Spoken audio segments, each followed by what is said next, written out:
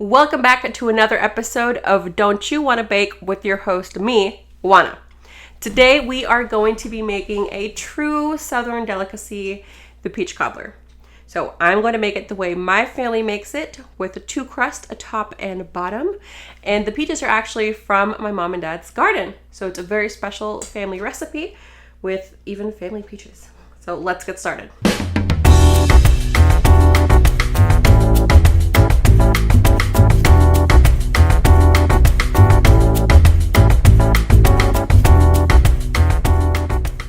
To start, we're going to get going on our all butter dough.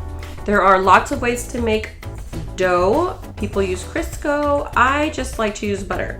So I've already chopped up 2 sticks of butter, and you really just want to get them down to little squares. It doesn't have to be perfect. You don't need to measure anything.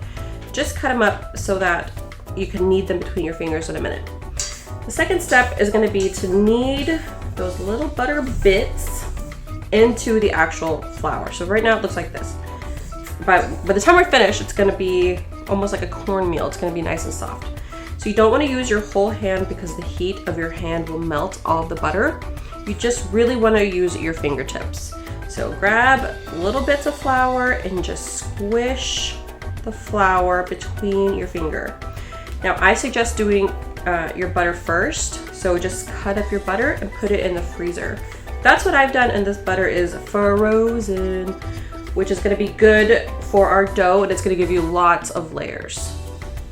We've incorporated the butter into the flour, and this is still relatively cold, but you do wanna make sure that what you have on hand is ice cold water. So grab your nifty spoon, and this is a tablespoon. We're gonna add 6 tablespoons of ice cold water into our flour with butter. Okay, I accidentally spilled a little bit more water in there, so I think I have 6 tablespoons, but what we're gonna do is grab your hand and just get up in there and make this into a dough. It's gonna come together relatively quickly, and then we're gonna toss it on here and knead it until we have an actual ball of dough. It's like magic. So you can see it's really starting to come together now, and it's time to tip it over. Dust your surface. Don't get so much flour that you're gonna increase your flour amount by another half a cup or anything, but it does need to be floured so it doesn't stick. So don't miss any bits, and just bring it all together.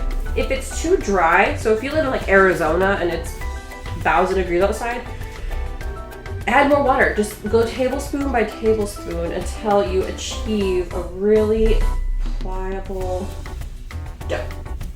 Okay, we'll need this for about a few minutes. Get your workout for the day, and we'll be back in just a little bit to get started on our fruit filling.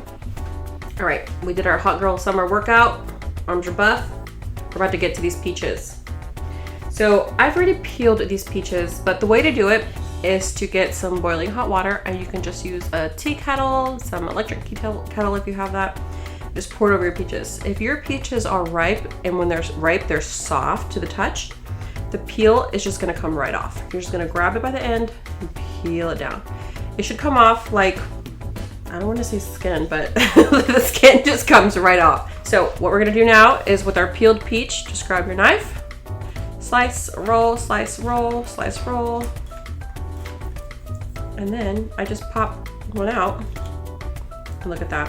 You have these beautiful little wedges of perfect peach. Oh my gosh, these are so good. To our sliced peaches, we're gonna add 3 tablespoons of cornstarch, half a cup of sugar, dashes of cinnamon, nutmeg, and salt. It's about a teaspoon of salt, and heavy cream. Now, I hate when I watch videos and people just leave like half the ingredients in the bowl. Just get it out. And we're gonna use 4 tablespoons of room temperature butter here. All right, just give this a toss.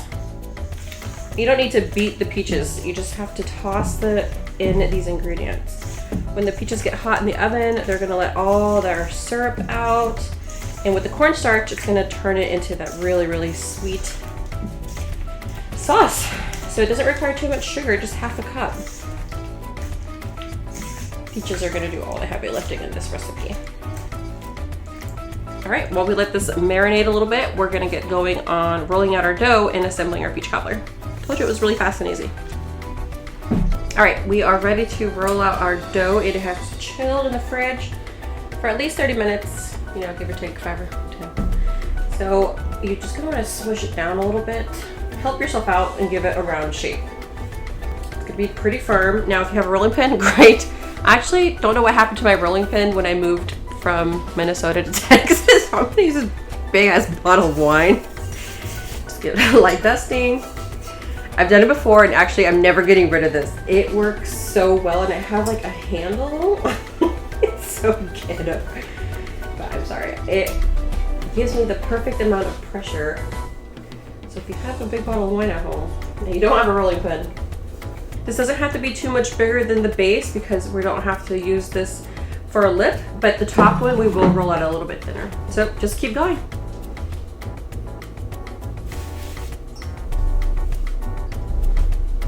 All right, so our fruit has been marinating a few minutes while we rolled out our dough. And if you have patchy spots, that's fine. Just fill them in. The bottom of the crust is not going to be visible, but you do want to make sure that you can just move it like this, because once we get our top layer of our dough, then we will need to kind of flip it and tuck it underneath this. And I'm going to show you that in just a minute. So lift up your dough and come on in with, oh yeah.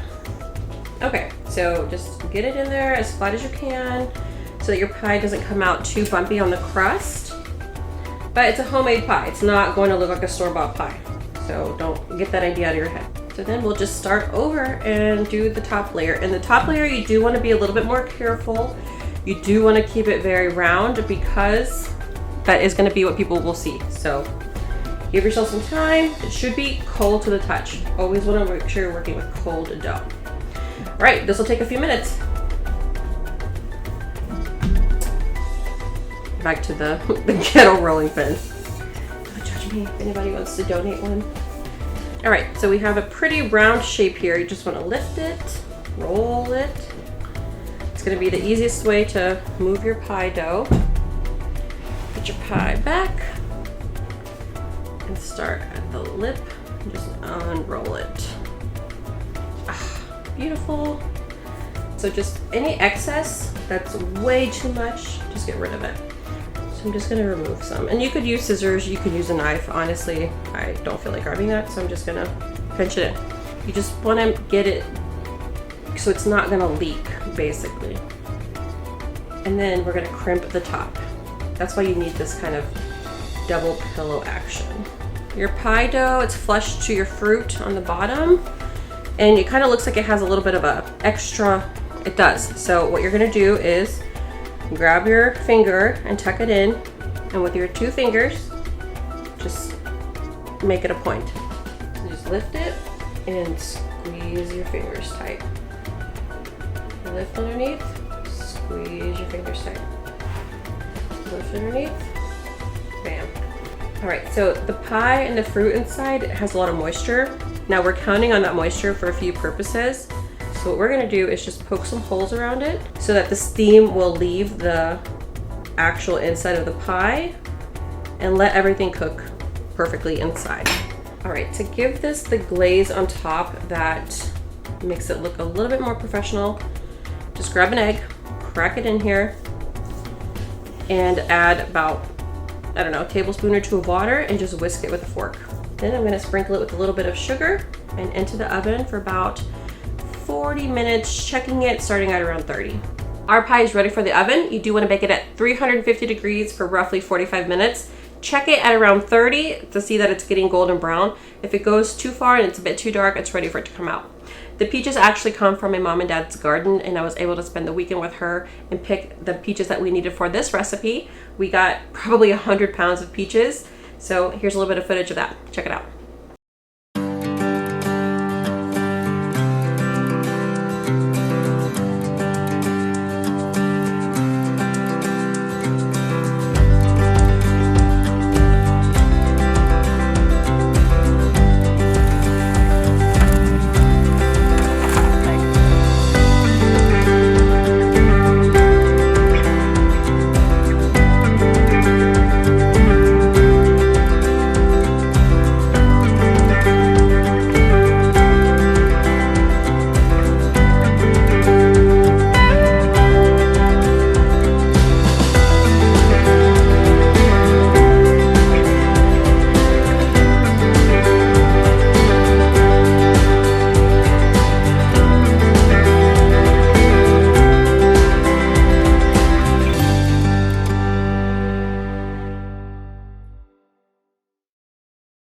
Okay, it's out of the oven and it's cooled down, so it's easy to touch. You'll be able to see the gloss on it from the egg wash. We did top it with a little bit of sugar. Looks beautiful. Let's see how it tastes. Ooh, did you hear that? Ooh, look at that. Big plop. So grab your handy dandy fork. No peach left behind here. Siblings are gonna fight over the doughy parts. Let's see. Hot. You're gonna blow everybody away. That is so good. It's not overly sweet. And the dough is flaky. You can literally see the flakes from that cold butter. You're gonna impress everybody with this homemade peach cobbler that only took you a little while to do. So it's worth the time, it's worth the fresh ingredients, it's worth the few techniques that we talked about. Take your time, enjoy the process, and happy summer.